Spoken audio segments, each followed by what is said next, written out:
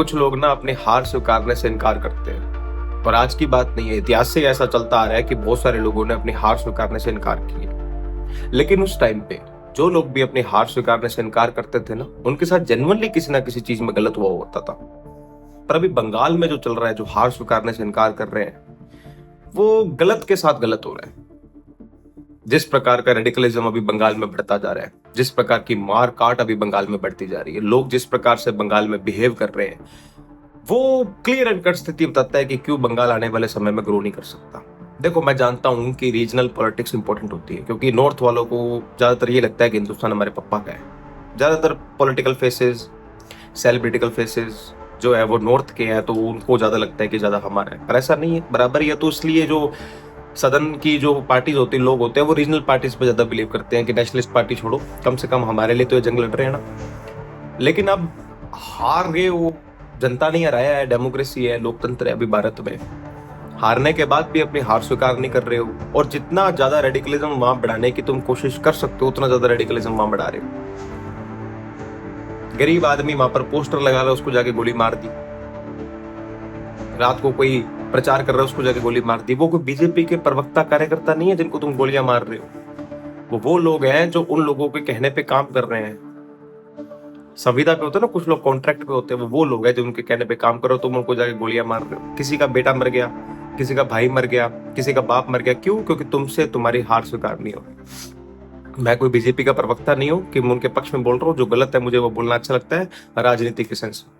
मैं राजस्थान से हूँ, राजस्थान में बहुत दिक्कतें हैं। कभी अगली वीडियो आ जाएगी, मैं बता दूंगा, उनके भी कच्चे छिट्टे खोल दूंगा सारे। पर अभी जो बंगाल में हो रहा है वो बिल्कुल भी एक्सेप्टेबल नहीं है। क्योंकि हार गए अगर, तो हार स्वीकार करना सबसे बड़ी जीत होती है। अगली बार के लिए कोशिश करो, कुछ तो किया होगा ना जिससे आप हारे हो।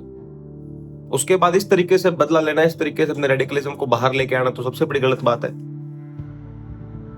भाई। इस तरीके से आप अपने रेडिकलिज्म को बाहर लेके आ रहे हो, लोगों को प्रताड़ित कर रहे हो, उन्हें मार रहे हो, और मारने के बाद आपको लग रहा है कि आप सही काम कर रहे हो, तो आप बहुत गलत कर रहे हो। आप हार गए हो, आपको आज नहीं तो कल माननी पड़ेगी। ज्यादा धक्का करोगे तो प्रणाली समझा देता हूँ राज्य सरकार की कैसे काम करती है। जो होम डिपार्टमेंट होता है ना, पुलिस, वो राज्य सरकार के अंडर ही होता है, और सरकार अब आपकी नहीं है।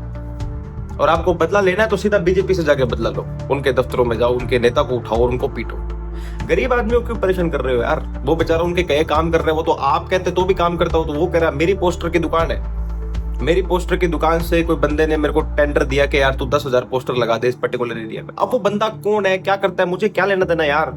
मैं तो मेरे 10,000 पोस्टरों की छपाई कराऊंगा, मेरे 4 लड़के भेजूंगा और उसके पोस्टर लग जाए। अब मेरे पास जो लड़के काम करते हैं, वो लड़का किसी के घर में किसी का बेटा है, किसी का भाई है, किसी का भतीजा है, किसी का पति है, बनने वाला है, क्या पता है अपने को।